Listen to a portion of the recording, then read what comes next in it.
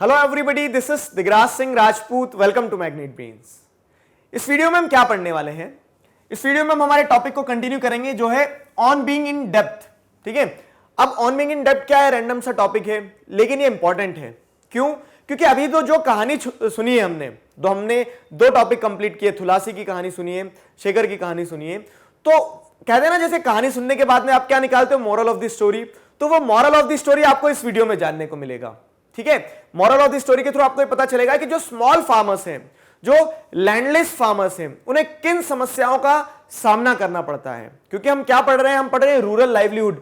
गांव में, ग्रामीण क्षेत्र में लोगों का जीवन कैसे चलता है। तो जब आप रूरल लाइवलीहुड को पढ़ते हो, गांव में कैसे जीवन चलता है उस चीज को पढ़ते हो, तब आपको ये जानने को मिलता है, समझ में आता है कि हाँ क्या क्या समस्याएं हैं जो फेस करना पड़ती है किसानों को, खास करके छोटे किसान या फिर ऐसे किसान जिनके पास में जमीन नहीं है खुद की, दूसरों के खेतों में जिन्हें काम करना पड़ता है। तो आपको क्या करना है? देखो, तो relate the topic with previous stories.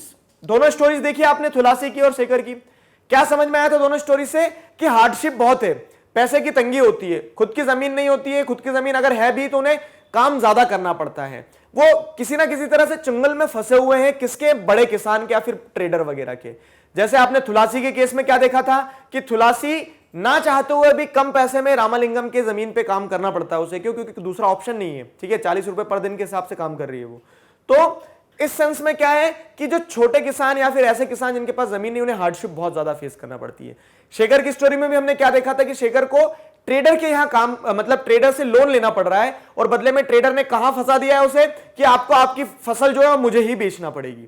ठीक है, ये कहानी देखी हमने। तो अब क्या होता है? तो very often farmers like Shekhar need to borrow money to purchase basic things like seeds, fertiliser and pesticide. तो हम क्या देखते हैं कि शेखर जैसे जो किसान होते हैं, तो इन किसानों को क्या करना पड़ता है? इन किसानों को ये सारे प्रोडक्ट्स खरीदने के लिए। अब ये प्रोडक्ट्स भी क्या है? ये इनपुट है।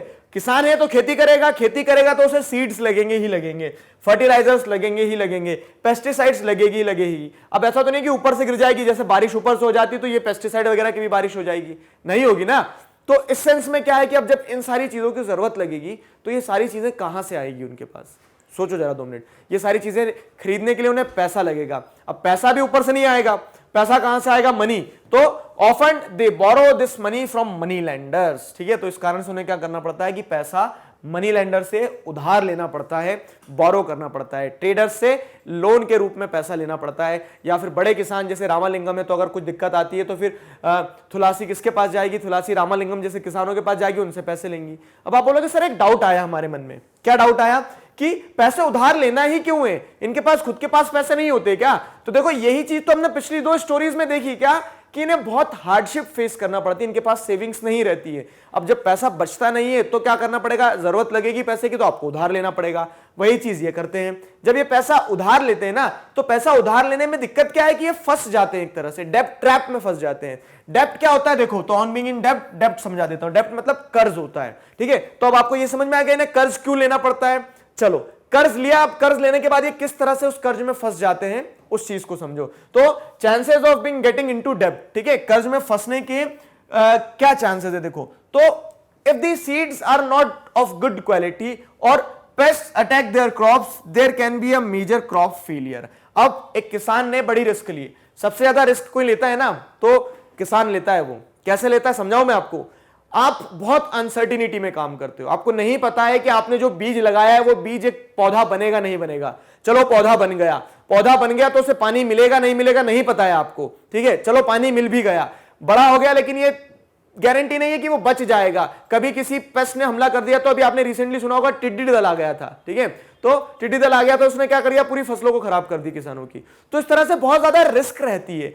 अब वो रिस्क भी कब है कि आप जो खेती कर रहे हो वो लोन लेके कर रहे हो। आप ये उम्मीद लगा के बैठे हो कि हाँ ये फसल जब बड़ी हो जाएगी, हार्वेस्ट हो जाएगी, इससे मैं 4 पैसे कमाऊंगा और जो कर्ज लिया है वो कर्ज चुका दूंगा। लेकिन क्या होता है कि अगर मान लो किसी प्रकार का क्या होता है, सीड की क्वालिटी खराब है, पौधा उगा ही नहीं, या फिर पेस्ट ने अटैक कर दिया, ठीक है, हमला हो जाता है अगर पेस्ट के द्वारा, या फिर कह लो कि क्रॉप फेलियर हो गई किसी भी कारण से, ज्यादा बारिश हो गई या फिर बारिश हुई ना, तो क्या होगा? तो किसान तो एक तरह से घाटे में चले गया, ठीक है, तो there are chances of being getting into डेब्ट, ठीक है, तो कर्ज में दबने के पॉसिबिलिटीज हैं कि कर्ज में फंस जाए वो। फिर क्या है, the crops can also be ruined if monsoon does not bring enough rain, वही पानी वाला भी एक फैक्टर होता है कि अगर बारिश नहीं हुई सही तरह से तो क्या हो जाएगा, तो सारी चीजें खत्म हो जाएगी, बारिश नहीं हुई या फिर बहुत ज्यादा हो गई तो भी फसलें खराब हो जाएंगी। और ये सारी चीजें किसान को एक डेब्ट ट्रैप में डाल देती है। डेब्ट ट्रैप क्या होता है, आप देखो मैं समझाता हूं।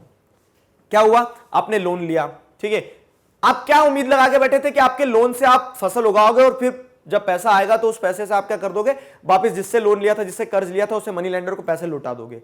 लेकिन फसल नहीं हो पाई है, क्रॉप फेलियर देखने को मिला आपको। तो अब क्या होगा, अब आपको अगले साल अगर फिर से खेती करना है तो उसके लिए क्या करना होगा, उसके लिए फिर से लोन लेना होगा।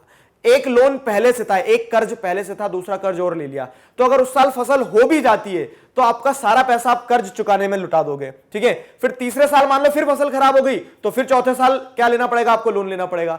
तो वो एक साइकिल बन जाता है, और ये साइकिल जो है तो एक ट्रैप की तरह होता है, एक जाल की तरह होता है, जिसमें क्या होता है, किसान फंस जाते हैं। तो आई hope you got the idea what are the chances of being getting into डेब्ट, डेब्ट में फंसने के क्या क्या चांसेस हैं। और इसी कारण से हमें क्या देखना पड़ती है, देश में ये देखना पड़ती है कि जो स्मॉल फार्मर्स होते हैं या फिर जो लैंडलेस फार्मर्स होते हैं तो उनके साथ क्या दिक्कत होती है। In recent years this has become a major cause of distress among farmers, तो इसी कारण से फार्मर्स परेशान है। इसी कारण से रूरल एरियाज में आप क्या देख रहे हो कि डेवलपमेंट नहीं है, क्योंकि पैसा नहीं है ना, पैसा है भी तो कहां जा रहा है, वो जो रिच फार्मर्स है वो उनका स्ट्रेटा बनते जा रहा है, लेकिन छोटे किसानों को बड़ी समस्याओं का सामना करना पड़ता है, ठीक है। In some areas this has been also resulted in many farmers committing suicide. अब जब चारों तरफ से हताश होते हो आप, ठीक है, नेचर आपका साथ नहीं देता, तो इसी कारण से हमें यह देखना मिलता है कि देश में क्या हो रहा है, देश में सुसाइड के केसेस सामने निकल के आते हैं, ठीक है।